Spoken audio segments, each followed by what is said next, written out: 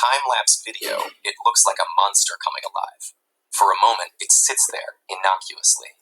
Then, ripples move across its surface. It bulges outwards, bursting with weird boils. It triples in volume. Its color darkens ominously, and its surface hardens into an alien topography of peaks and craters. Then the kitchen timer dings. Your cookie is ready.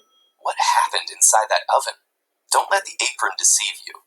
Bakers are mad scientists. When you slide the pan into the oven, you're setting off a series of chemical reactions that transform one substance, dough, into another, cookies. When the dough reaches 92 degrees Fahrenheit, the butter inside melts, causing the dough to start spreading out.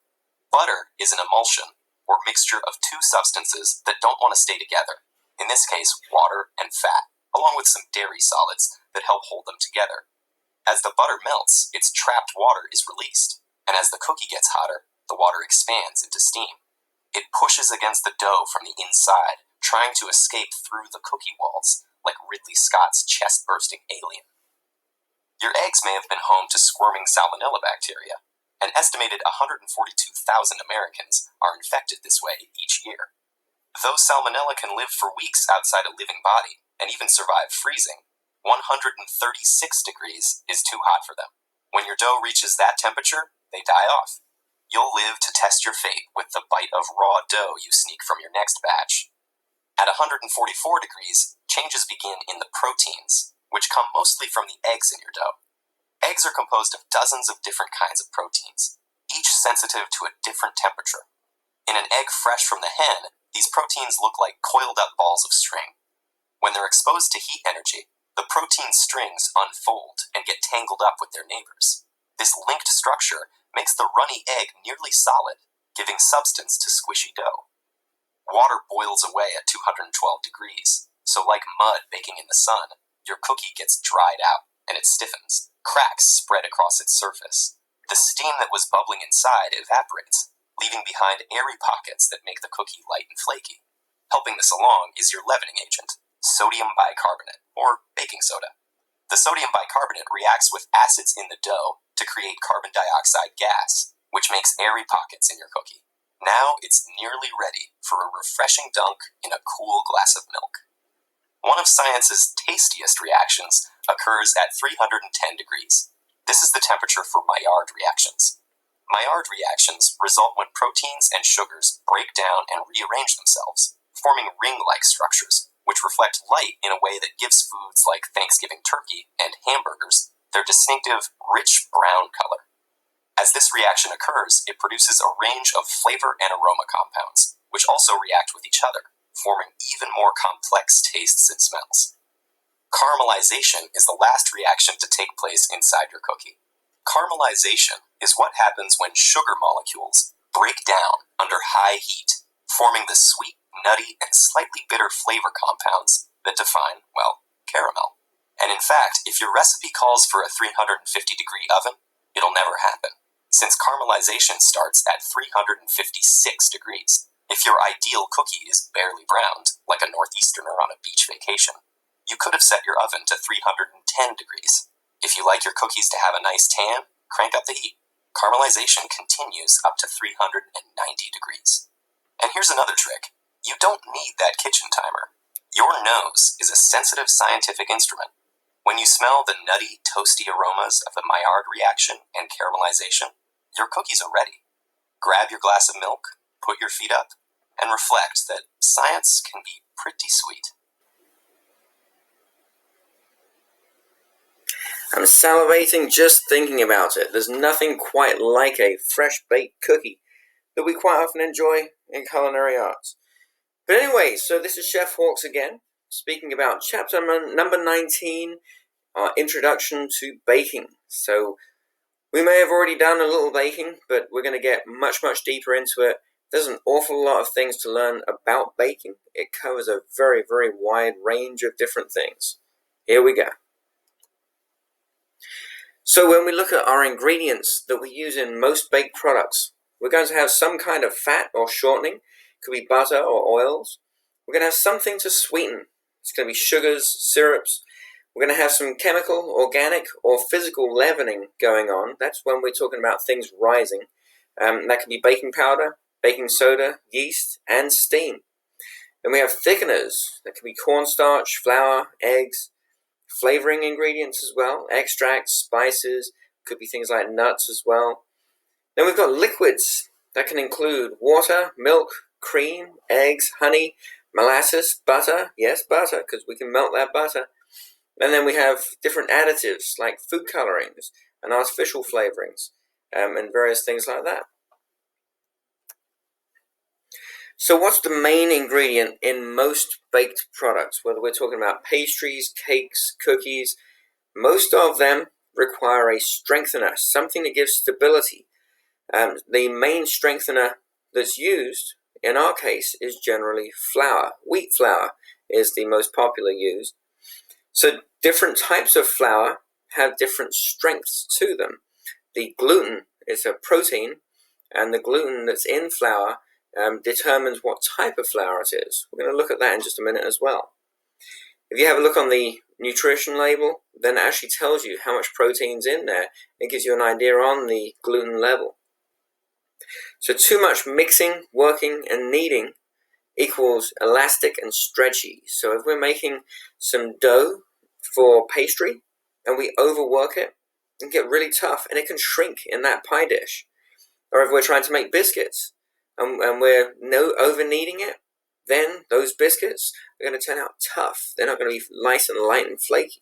We're going to talk more about that as well. So let's look at the different types of flour that we have. Hey everybody, Thomas Joseph here. Now today I am super excited to share with you the most asked about question I'm going to say, and that is, what is the deal with all of the different flours out there in the supermarket? Which ones do I use when? Can I substitute them? All those sorts of questions. Well, today I'm going to answer them for you. I have a few varieties here in front of me, but before we get into those, I want to talk about wheat flour in general. Wheat, what is it? Well, wheat is, in the United States, probably one of the top 3 grains that are grown, and about 75% of the wheat grown in the United States is hard wheat, considered hard wheat, and 20% to 25% is soft wheat. Now, hard wheat has a higher protein content in it over kind of generally compared to the soft wheat, which has a lower protein content to it. Now, most flours that you find in the market are made of red wheat. There are many different kinds of wheat in the United States. There's red wheat, there's white, but the majority is red, hard wheat-based flours. So in front of me here, I have all-purpose flour. All-purpose flour, again, is made from that hard wheat. But the difference here is that in all-purpose flour, what happens is you take the wheat with its 3 components. The first is the endosperm, then there's the bran and the germ. Now, the endosperm is all that's left when you have all-purpose flour. The other 2 items are milled out of the flour, and that gives you something that's great for all sorts of items. That's why all-purpose gets its name. You can use it for biscuits, you can use it for breads, you can use it for pizza doughs, and the overall protein content of all-purpose flour is about 10 to 12%. So it kind of lives in the middle, maybe a little higher up on the protein scale, but it gives strength and structure, but it also has a certain amount of lightness to it for so many different things. And next to all-purpose, we have whole wheat flour. Now, whole wheat flour, it has that same endosperm in it that all-purpose does, but it also has the 2 other components of the wheat kernel. It has the germ and it has the bran. Now, different brands of flours will have different ratios of endosperm to bran and germ, but one thing that you'll notice is you'll notice a difference in color, right? Because it has more of the elements of the wheat in it, and this is made from a red, hard wheat, so it has kind of this brownish red color to it. Now, one thing you want to know about whole wheat flour is that it has a higher oil content in it than the all-purpose flour, and that's due to the wheat germ that's in here. Now, whole wheat flours, they add a lot of great fiber to whatever you're making with it, and oftentimes your baked items will be a little denser in texture, and so you sometimes want to mix all-purpose flour and whole wheat flour to get somewhere in between, something that's light and palatable, but also has great fiber to it. Now, a newer product on the market here is white whole wheat flour, and it's kind of in the name, it tells you what it is. It's actually a different type of wheat. So we were kind of talking about the red wheat, the red hard wheat. Well, this is white hard wheat. It's made from white wheat. So it has a lighter color, you can see, and the makeup might be slightly different just because it's a different product, but it still has endosperm, it still has the germ, and it still has the bran in it as well. So it has a lot of that fiber, but it's made from a different strain of wheat that's sold here in the United States.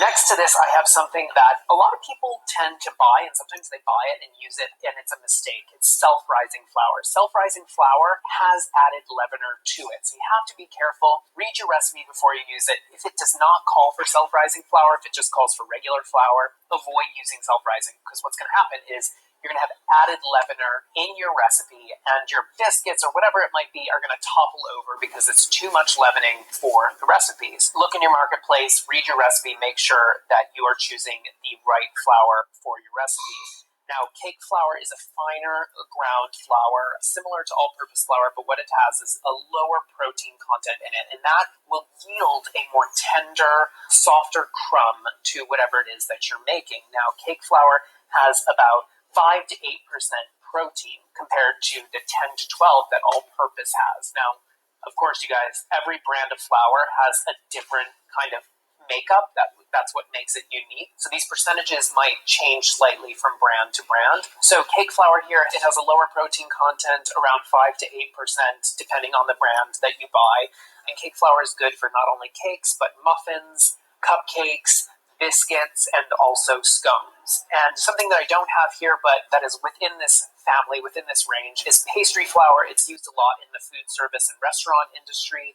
Pastry flour has a little bit more gluten in it, so it has a little bit more strength to it, but it's also a finer flour, so it has about 8 to 9% protein, and it's used in a lot of pastries, pie dough and things like that. So you get something that's sturdy and will hold its shape when baked, like a pie shell, but will also be very tender as well. Now, going in the opposite direction, I have bread flour here. Now, bread flour, everybody these days is getting into making bread at home, and you need a good bread flour for that. Bread flour has a higher amount of protein in it, which that protein gives strength and structure to your bread, that chewiness that you want, and that really great crust. Bread flour has about 12 to 14% protein in the mix.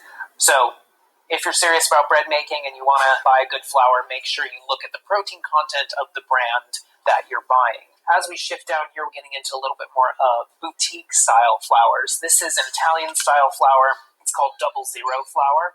And the 00 is in reference to the grind of the flour. So it's a very fine, powdery flour here. It still has a decent amount of protein in it, and it's typically used for pastas or pizza doughs. And what it does is it gives a nice silky texture to things like pasta, but it also maintains a bit of chewiness because it doesn't have a tiny, tiny bit of protein or gluten in it, so you still get that texture that you're looking for. Last but not least, this is called white lily flour. It's an actual brand of flour, and the one special thing about this flour here is that it uses a different type of wheat. Now, we've been talking a lot about the hard wheat varieties, and the majority of these flours are milled from hard wheat flours, but this white lily is actually made from a soft wheat, and that means that your final baked good is going to be very light, very tender, and usually it's used for biscuits and pie dough in the South, so things that are a little bit fluffier and lighter in texture. So there you go, guys, a really quick but I think informative guide to flours, why you might need them, why you need different ones. And when it comes to substituting them, to be quite honest, you have to be really careful because there are these variances in the amount of protein that each flour has, and they're ground at different levels, they have different fineness to them. You really should use the flour that's specified in your recipe. So let's quickly do a recap. So all-purpose flour, as its name suggests, we've got something that's right in the middle here, something we can use for a large range of different things, cookies, biscuits, and general production work making pastry. But also we can use this to make something like a pizza dough. It does have enough gluten to make something like that. Not necessarily a loaf of bread. It doesn't have quite enough strength in the gluten content for that. Then we look at bread flour. This does. So if you see the gluten that was in our all-purpose was between 10 and 12%. In strong flour, in our strong bread flour, this is where we have 12.5 to 13.5%. It may sound like only a few percent more, but in the volume of gluten that's in that flour, it's a significant jump up there. You can make things like bread and hard rolls that actually gives that structure to hold it all together and to give that structure that you enjoy chewing through on a piece of bread. Then we have cake flour on the opposite end of the spectrum, much softer, and that's specifically made for making things like cakes and delicate baked goods that you want to have that light, airy flakiness with it. That only has 7 to 9%. And durum flour. So durum wheat, this is a very hard wheat flour. This is 13.5 to 14% gluten content. So this is something that we can use. We're getting up there so we can actually use for things like pasta as well, which requires a much stronger flour. And then we have pastry flour. So pastry flour was talked about in that video there. This is great for making cookies, pie pastry especially, because you want that light flakiness. You can make some sweet yeast doughs as well, biscuits, muffins. It really does have a very light flavor and texture to it. Got a nice creamy color, and then the gluten content on this one is between 9 and 10%. And then semolina flour. So it's a type of durum wheat, except for we coarsely grind this. So this is what you very often will find on the bottom of your pizza, is that they'll throw down some semolina so it doesn't stick. But this is used for pastas and Italian pastries in their production as well. About 13.5% or more of gluten in this. So let's now move on to fats and shortenings. So fats and shortenings add moisture and add flavor to our baked goods. It helps our baked goods to stay fresher for longer. We have to make sure that they are thoroughly mixed, that they're interspersed throughout the whole of our mix that we're using, because they will have an impact on the overall texture of that baked good. So sometimes we'll be rubbing the fats and shortenings in, sometimes we're cutting them in, sometimes we're rolling them in.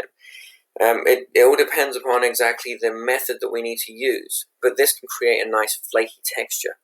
Then we can also have it where we're creaming them in, and we're going to look at the different methods towards the end of this unit. We're going to look at the different methods of creaming and rubbing, cutting and rolling fats in, and the difference that it can make. So now I just want to show you a quick video here of making puff pastry. This professional pastry chef does an amazing job at it. This is a really difficult thing to be able to master, and so puff pastry is really significantly about the fats. Let's take a look. Puff pastry dough is buttery and flaky and makes for such decadent baked goods, whether they be savory or sweet. First, I'll show you the technique of a real French folded puff pastry dough. The French method I'm showing you now has two parts to it, the barrage and the détrempe. I'm going to start by mixing the barrage. This is that hunk of butter that gets folded in layer by layer into the dough. So I've got 3 cups of unsalted butter, and I'll add 1 cup of flour. This makes this butter layer easier to handle as you start rolling it and folding it. Maybe a shocking amount of butter, but it is puff pastry for a lot of recipes. There we go. So this butter really doesn't change much in consistency, but because it's so soft, we have to chill it down so that we can handle it and work it into the dough. Now you need to let this chill until it's almost firm. So chill it for a couple of hours. Now for part 2 of the French puff pastry, and that is the détrempe. This is the body of the dough. So I start with 4 cups of all-purpose flour. And then a cup of cool water. And just a touch of sugar, 1 tablespoon. 2 teaspoons of salt. Then an important ingredient is a tablespoon of lemon juice. And now I'm switching to a dough hook because we really want to knead the dough. Now I can add the last element. Not as much butter as the barrage, of course, but half a cup plus an extra tablespoon at just about room temperature. And it takes about 4 minutes to really knead the dough.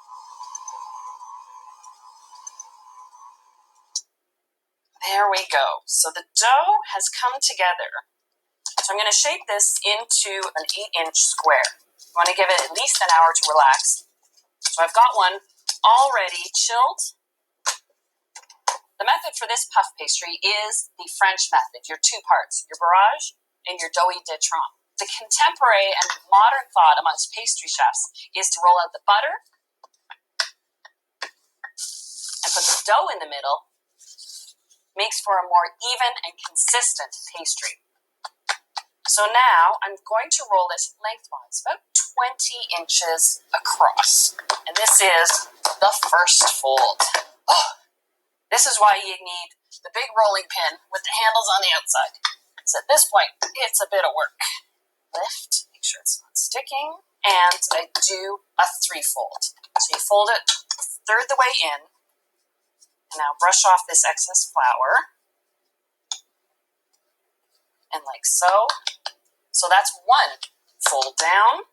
You can usually get up to 2 folds each folding session without overworking the glutens. And there we go. So dust off the flour and the same 3-fold. I've exercised the dough enough that it needs to relax. You have to give the puff pastry at least 2 hours in between the rolls and folds for the butter to set. So back in the fridge it goes. It's really a simple case of repetition.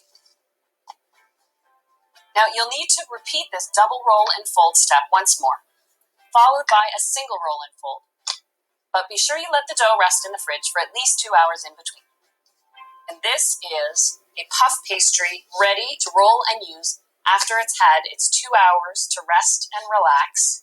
But just to show you, so you can see, this is why it's worth the effort. Those beautiful thin layers of flour and butter ready to bake up and be flaky.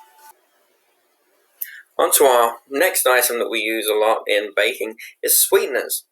So we have refined sugars, sugar syrups, molasses, brown sugar, corn syrup, honey, malt syrup.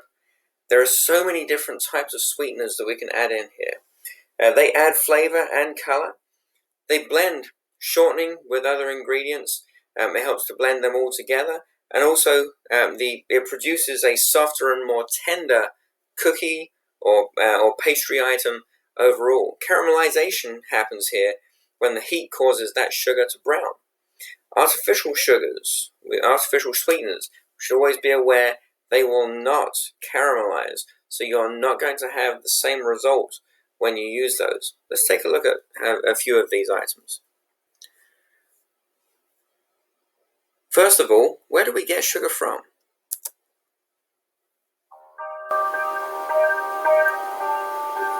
Cane sugar has been the sweetener of choice for over 2,000 years. It is used in all types of foods due to its versatility. It enhances flavor, aroma, texture, and browning. It also helps retain moisture and preserve freshness. Sugar starts with sugarcane, a tall tropical grass that can grow up to 20 feet high.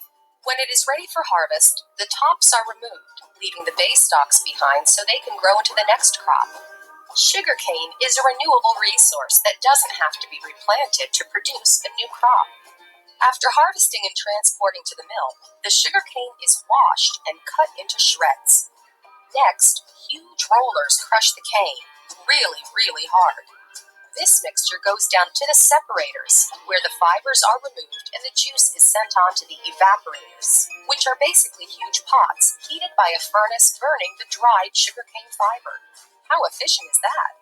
This syrup is thickened by boiling off the water. Once the syrup is cool, it is time for it to be crystallized.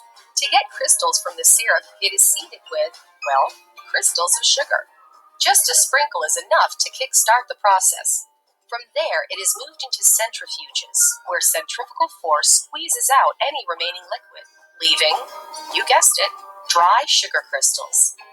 Now the crystals are purified, decolorized, recrystallized, and dried in a large granulator. Next, they are sized by running them through a variety of screens, all to remove any impurities and make the sugar crystals just the right size and color. The end result is pure cane sugar. No bleaching or added chemicals required. Different types of sugar are created at various steps in this manufacturing process. Turbinado sugar has only been partially refined, and only the surface molasses washed off. Brown sugar contains some of the surface molasses syrup, which imparts that characteristic molasses flavor. Granulated sugar is the last step in the manufacturing process.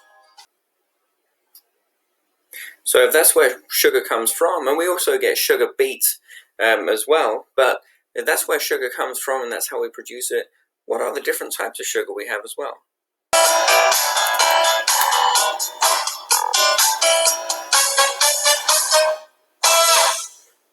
Hi, and welcome to Top Stove with me, Tiffany Hart. Sometimes people ask me questions about sugar, like what's caster sugar and can I use this sugar instead of that sugar? So in this edition of Top Stove, I'll briefly describe to you some of the types of sugars that are commonly available in supermarkets and what you might use them for. I've got 7 different sugars here that typically you might find in a supermarket, and I'll start with these at the top. These 3 sugars are all unrefined cane sugars, and they're the natural sugars that you get from the juice that's extracted from sugar cane. This one is known as Demerara or turbinado sugar. It's light brown in colour and typically crystalline. This one is a light brown soft cane sugar. It's very fine in nature. And this last one is muscovado sugar. As you can see, it's very dark. It's actually quite sticky as well. The brown colour comes from the naturally occurring molasses that's in the sugar, and there's typically between 5 and 10% by weight of molasses in these sugars. The Demerara sugar has just a hint of molasses flavour about it, whereas the muscovado sugar does have a very distinct molasses flavour. There is another common unrefined sugar which I don't have here called jaggery, and it's typically found in Caribbean or Latin America, Africa and some parts of Asia. The great thing about these sugars is that they add a bit of flavour into whatever you're cooking, so they go really well in things like cookies or chocolate cakes or rich fruit cakes like Christmas puddings. These 3 white sugars are all obtained from refining or purifying the brown sugars that you saw earlier. So here I've got normal granulated sugar. This is caster sugar, or sometimes known as superfine sugar. And this is icing sugar or confectioner's sugar.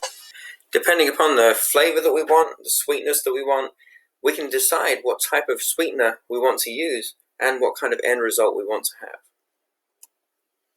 Now we're moving on to leaveners. Leavening agents can be either chemical, organic, or physical. So the leaveners help our dough or batter to rise. We have to measure these very carefully. Some of these things, especially if we're looking at chemical reactions, we only need very small quantities versus the actual volume of the product we're making to have a very big reaction. Now we are currently on Lesson 9 of the Baking Fundamentals course, and today we are going to talk all about leavening. Now if you've ever baked anything before, you're probably somewhat familiar with the concept of leavening, but today I want to dive in deep into what leavening actually is and all of the different ways our baked goods can be leavened. So leavening refers to the gases that are trapped inside of our baked goods as they are baked. Now, this is what makes our baked goods rise, what makes them spread out, and also what keeps things tender and fluffy. Now, there are 3 different categories of leavening used in baking. There is chemical leavening, there is biological leavening, and there is physical leavening. So let's review each type and how it functions in baking. So first let's talk about our chemical leavening agents, and these are baking soda and baking powder. Now the way these two things work is when they are added into our doughs and batters, a chemical reaction occurs that creates carbon dioxide gas. Now this gas gets trapped in our baked goods and what makes them rise. Now there is some differences between baking soda and baking powder. Now baking soda, which is also known as bicarbonate of soda or sodium bicarbonate, is alkaline on the pH scale.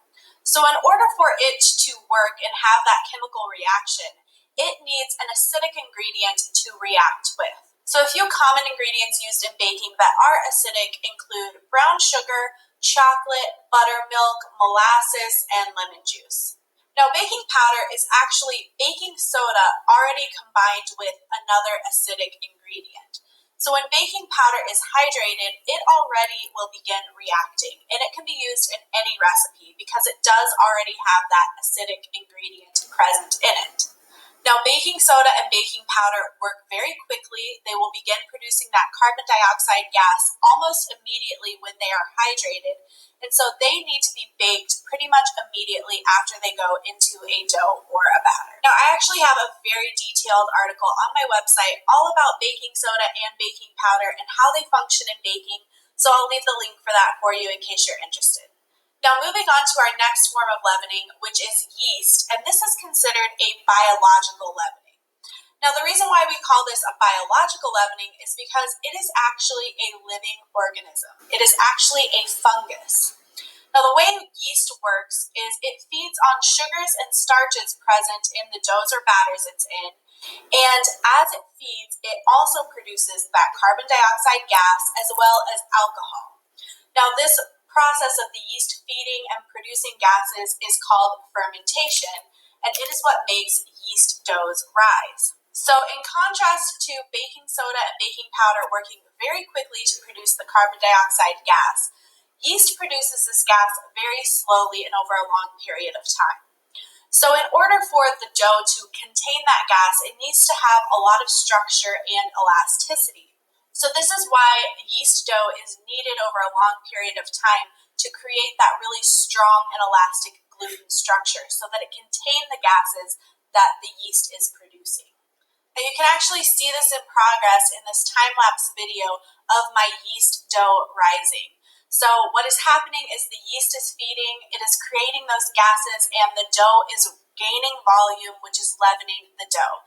Now this is called the fermentation process. So the last type of leavening is physical leavening.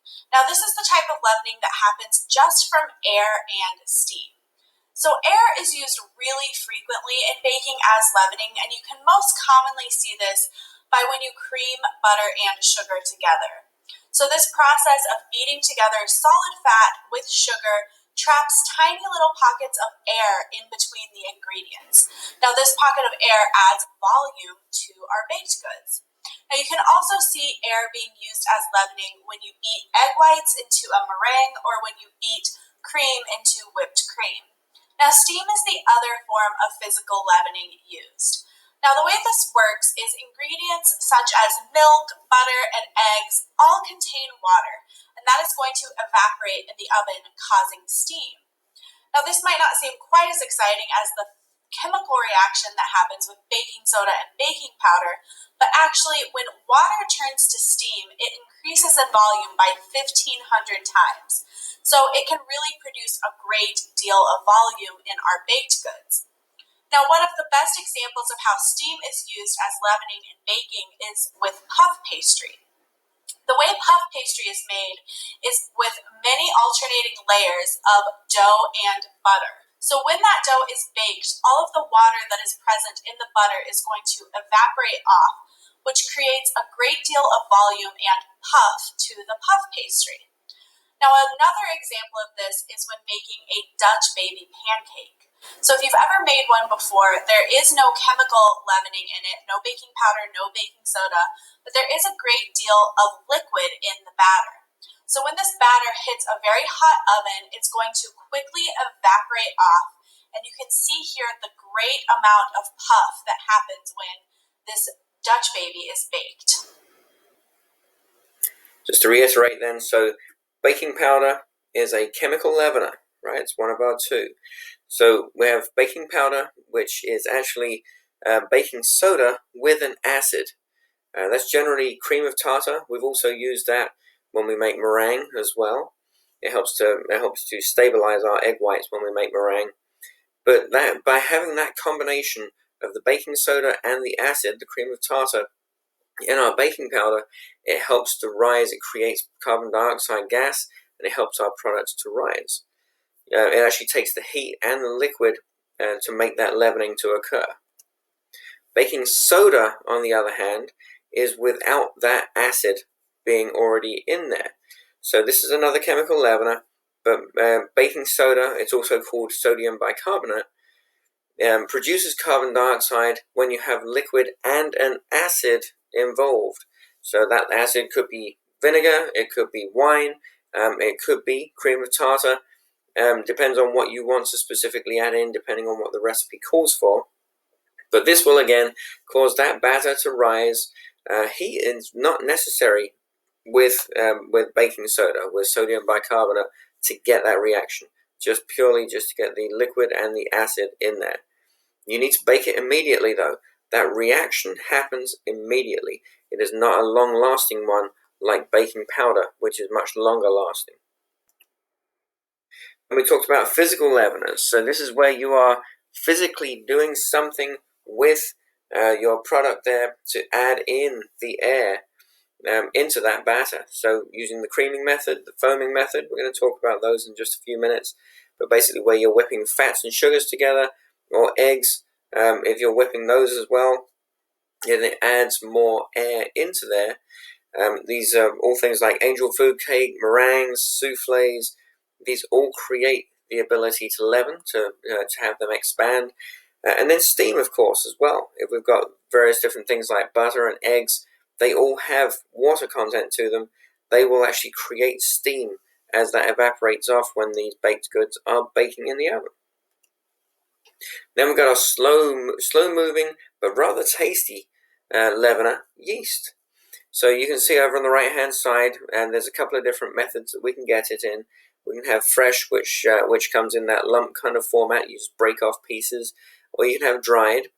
And so by using this, these are microscopic fungi that we're actually using. The yeast is, and so by using this, by activating it, and by using it in our products, it starts to also produce carbon dioxide gas as it starts to live, as it starts to react to life in general, and that will create a rising agent in our dough. The benefit of this way is also that it creates more flavor in certain things as well. But the downside on this is that we have to treat it very carefully, because it needs appropriate temperatures. It likes to be warm and moist. It does not like to be dry and either too hot or too cold. Otherwise, the yeast literally either dies or goes back to sleep again. So we can look at thickeners now. So when we're looking at thickeners, this may be for certain different types of products we're going to use in baking. We can use gelatin, which is animal-based. We can use flour, arrowroot, cornstarch. Those ones are all starch-based. And then we have eggs, which is a protein-based thickener.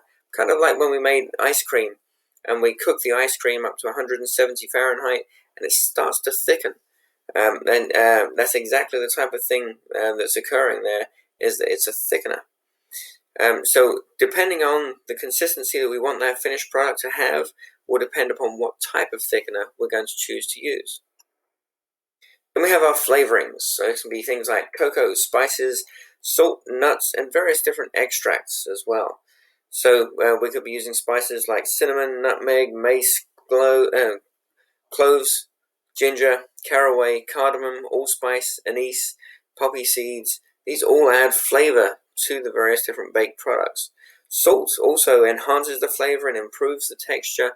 It can also control yeast fermentation. Be very careful not to add your salt directly on top of your yeast if you're making baked goods, because it can actually stunt their growth. And then you have extracts, things like flavorful oils. You've also got things like vanilla bean, lemon, and almond. and you've got, but also measure those very, very accurately. They're very, very strong extracts. So you generally are using fractions of a teaspoon of these items at times, because you don't want to use too much, otherwise it's going to overpower the product that you're making. And then we have liquids. So what kind of liquids do we use in baking? Water, milk, cream, molasses, honey, vegetable oils, and butter. So this provides moisture to our baked goods. It also helps the gluten to develop if we're looking to develop our gluten in certain products as well. And water is very common and very basic, but then you have things like the milk and milk products that we have in this list, which add more flavor and some nutritional value and texture to those goods as well. So now let's get into a little culinary math.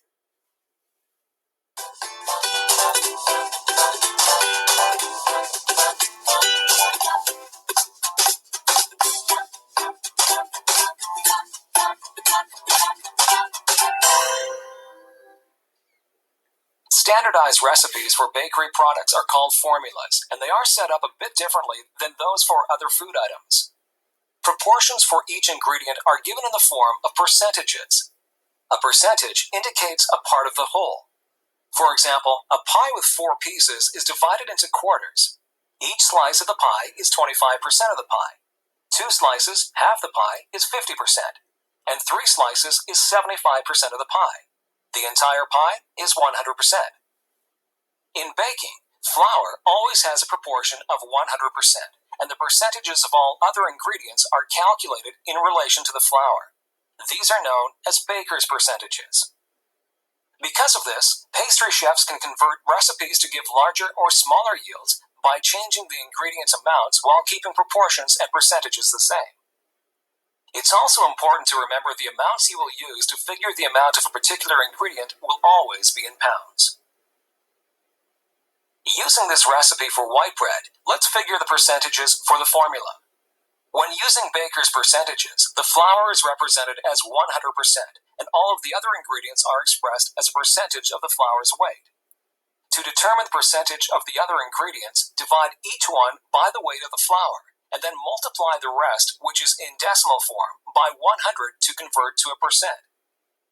For example, to calculate the percentage of water, divide 33 by 50, and then multiply by 100 to get 66%. You would do the same with the salt and yeast to figure the percentage. Using a formula for ciabatta bread, let's figure the pounds needed for the formula. You decide to use 10 pounds of flour. To obtain the weights of the remaining ingredients, first divide the percentage by 100 to obtain a decimal. Then multiply the resulting decimal by the weight of the flour. So to figure the pounds of water needed, divide 73 by 100, and then multiply by 10 to get 7.3 pounds. You would do the same process for the salt and the yeast. There are times when you may need to recalculate the size of a formula in order to make either more or less. By using baker's percent, this is quick, accurate, and easy. Let's say you are given a formula for country French bread, which makes 201.9 pounds of dough. Instead of needing that much dough, you only need 150 pounds. How can you recalculate the formula to obtain 150 pounds of dough and keep the percentages? The first step is to determine the formula conversion factor. This can be established by adding all of the percentages of the formula, which in this case total 168.25. Then divide our new desired dough weight by the sum of the percentages. So 150 divided by 168.25 is 0.8915. The number should be rounded up to the next highest figure, so 0.9. Now, multiply each of the percentages by 0.9 to get the weight needed. For example, for the flour, we would multiply 0.9 by 100 and get 90 pounds. The same is done for each of the other ingredients. Now we're going to move on to looking at a few other different baked goods. So cookies are an extremely popular type of one, but there's an awful lot of different types of cookies. And so these are generally a sweet baked food, using flour as the strengthener and sugar as our sweetening agent. They're normally small, flat, and round. but they can be different. So generally we are creaming these. It depends on how far we want that cookie to spread during baking as to how much we're creaming. And we're also looking for good consistency and shape in all of our baked products, but especially cookies. We want to make sure that they're baked nice and evenly. They have a good similar look, so we've got consistency along our line. We can be very decorative with our cookies as well, make them look really appetizing. So we have to be very careful when we're using our ovens. Different ovens have different styles, but convection ovens actually can create a lot of air movement throughout there. So we want to make sure that we have the appropriate type of oven to cook our cookies in. Looking at a few different varieties here, we have bagged cookies. So this is where we are forcing a soft dough through a pastry bag. It's nothing to do with preservation, it's to do with production. Don't be thinking a bagged cookie is something you put into a bag. This is where we're actually forcing it through a pastry bag. So you make things like ladyfingers, macarons, these you see in the picture right here, and then tea cookies. Drop cookies are as they sound. You generally have a soft dough and you're literally spooning out or scooping out with a portioning scoop certain volumes of each one, and you're just dropping them straight onto the pan. And as they bake, they will spread into their appropriate round shape. Very often chocolate chip cookies and oatmeal raisin cookies are in this category. Then you have molded cookies. This is a stiffer dough where you're actually mixing it by hand. Things like peanut butter cookies are a good example of this. We have bar cookies. This is where you have bars where you actually create long sheets of this kind of cookie, and you're actually going to cut it into these individual bars from that dough. When you're slicing them into these individual bars, then it creates a good side effect, so you can see laterally across the actual product and the products that are in there, things like raisins and things like that. This is used for biscotti. Then we have icebox cookies. So icebox cookies, this is where you're going to be creating effects like the one you see in the picture above, where you're actually rolling the dough into a log. As you can see, we took two different pieces of cookie dough here. We colored one with the red coloring and laid that on top, and then we rolled them one over on the other, so that we create this roulade effect that you can then take out from the icebox and you can slice it to create this really cool pinwheel kind of shape. This is used for making things like butterscotch icebox and chocolate icebox cookies. Then we have rolled cookies. This is where you have a good stiff dough that once it comes out of the refrigerator, you can actually roll it out with a rolling pin and actually cut them into certain shapes as well. So when you're going to be using decorated sugar cookies, shortbread, these types of things. Then we have sheet cookies. So sheet cookies is where you're going to have a pouring batter into a baking pan, and then you're going to serve individual squares or rectangles from that overall sheet pan of cookie dough that you poured in. This is used for things like brownies, butterscotch brownies, or blondies. So as you can see right here, you may be thinking that brownies are more like a cake. We categorize them in the culinary world as a type of cookie. Now we're moving on to quick breads. What is a quick bread? So a quick bread is any baked good that we're not using a leavening agent by yeast or eggs. So we're using specifically chemical leavening agents. So we're using sodium bicarbonate, or we're using baking powder. And so here we're quite possibly making things like biscuits, muffins, scones, banana bread, soda bread, pancakes, and waffles. So we have three different methods that we use when we're making these quick breads. We have the creaming method, the muffin method, and the biscuit method. So the creaming method is when we're taking the fat, we're creaming it with the sugar first. You're going to need an electric mixer with this, with the paddle attachment that you can see in the photograph here. So you need a little bit of strength here to be able to start breaking these down to cream these two together. You mix them until they're creamy. This actually adds some air into the mix as it starts to create air pockets inside the butter. So this is used for things like chocolate chip and raisin spice muffins. Let's take a look at this. and today we're going to talk to you about what is the creaming method. Now, this is a very common method used in baking, and it's used in cookies, cakes, muffins, all kinds of baked goods. And essentially, you can take a list of ingredients, and you will know when to add them without having to follow a recipe. Okay, so when you're doing the creaming method, you definitely need a stand mixer. A hand mixer won't work for this. So if you don't have a stand mixer, you cannot do this properly. It essentially starts with a fat and a sugar. So in this case, we're going to use butter, but you can also use shortening, the recipe calls for, and you can also use a brown sugar or any other sugar. Okay, so the temperature of your ingredients is very important as well when using the creaming method. You want to make sure that your butter is room temperature, but a cool room temperature.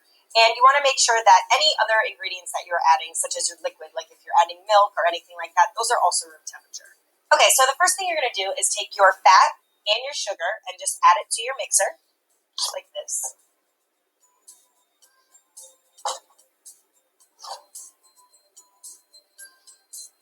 And you're going to put this on medium and let this mix.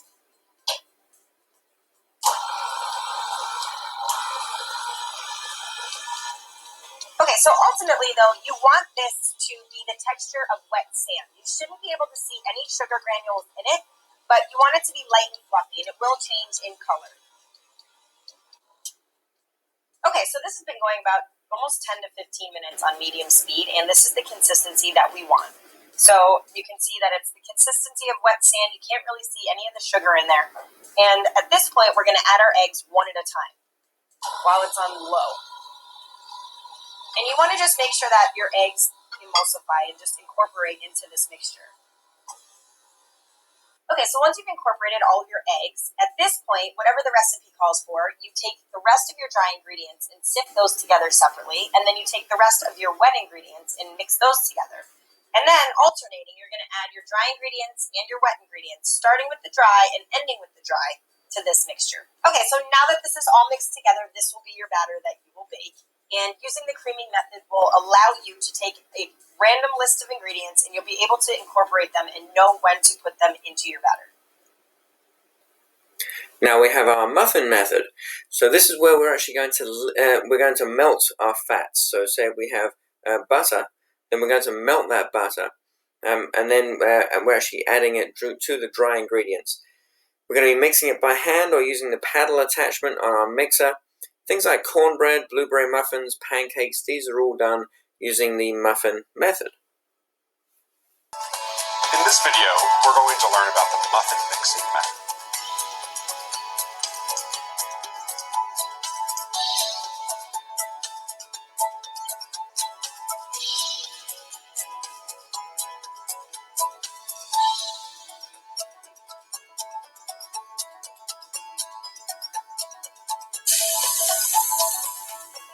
So for any baking method, we're going to start with properly scaled ingredients, which I have scaled out by weight here. So to begin our muffin method, we need to start by sifting our dry ingredients together. So I'm going to use a tammy sieve or a drum sieve for this. Just place this right over top of my bowl. So I'm going to add, from this muffin ratio I'm using, we're going to use flour, sugar, baking powder, salt. Then I'm going to use my bowl scraper and just press the dry ingredients through my sieve.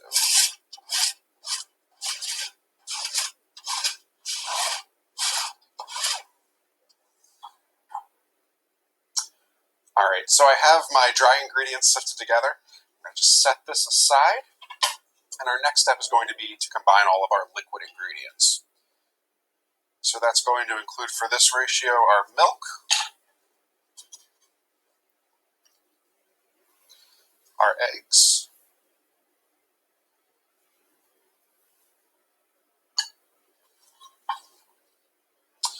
and our oil. For this ratio, we're using oil. If I was using butter, I would melt the butter and I would include that in my liquid ratio as well.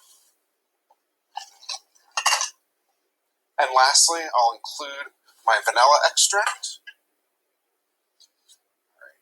Now I want to use a whisk and just combine all of my liquid ingredients.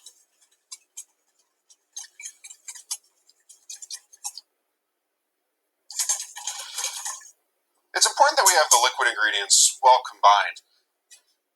Because in our next step, when we add our liquid to our dry ingredients, we're going to try to mix as little as possible. So if I didn't have my egg well separated into my liquid ingredients, I would have to overmix when I added the liquid to the flour, which would give our muffins a tough consistency. So what I'm going to do is I'm going to take my liquid ingredients and pour them into my dry. Scrape out my bowl, make sure I have accurate ratio. And I'm just going to mix together my liquid and dry ingredients until all of my flour, all of my dry base is moistened. You're going to see that this is going to be a little bit lumpy, and that's okay. It's better to have this be a little bit lumpy than to overmix it and end up with tough muffins. You can see I'm scraping around the sides of my bowl, making sure I get the bottom so that there's no areas that aren't mixed. Right, so I'm going to go one more motion here. All right, so this is where I'm going to stop mixing at this point. You can see that all of our liquid and dry ingredients have combined together and are well moistened, but there are still some lumps remaining, and that's okay. It's better to have this be a little bit lumpy than to overmix it and end with tough muffins.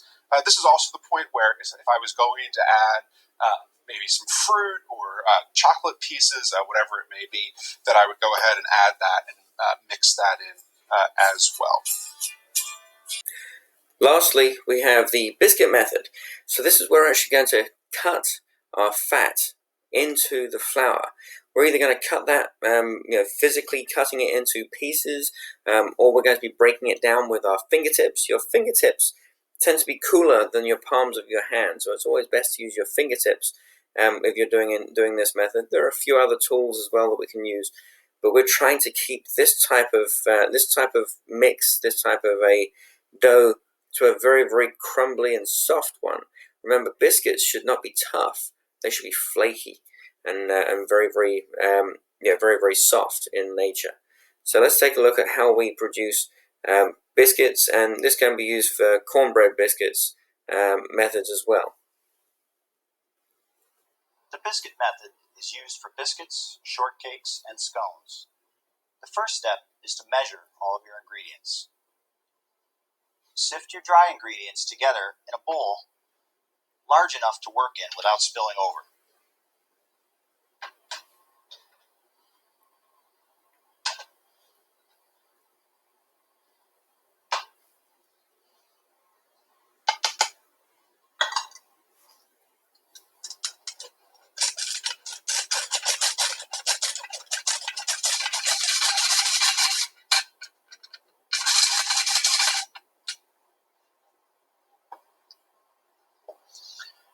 Next, cut in the chilled fat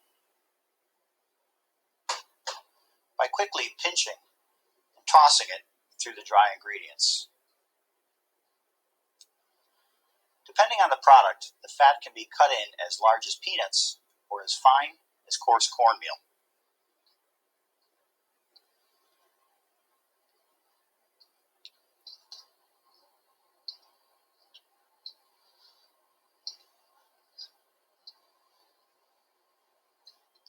Next, combine the liquid ingredients, including any eggs.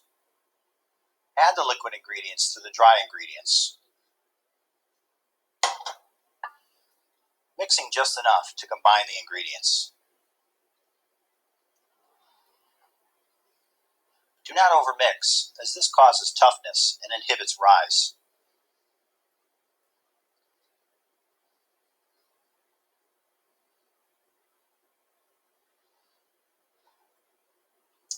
Place the dough on a lightly floured table.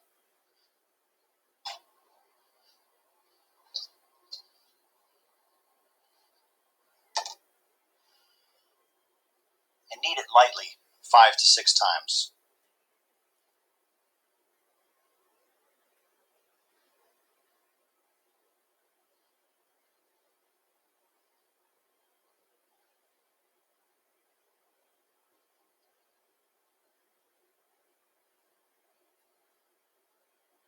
The dough should be soft and slightly elastic, but not sticky. The dough is now ready for makeup and baking. So that wraps up our introduction to baking. As you can see, that was just the start, but there's so much just to learn, just getting started. It's so far and wide-ranging what we do in baking that it's vast, but it's a lot of fun. There's a lot of science involved, but there's a lot of neat kind of things to be able to play around with to get different results from actually the same ingredients at times. But so if you enjoy this type of thing, there'll be more. But keep on learning. Keep your eyes out and your eyes peeled, listening to more different things that are going on in baking and pastry, and we can continue this adventure later on. I look forward to seeing you all in the kitchen. Cheers.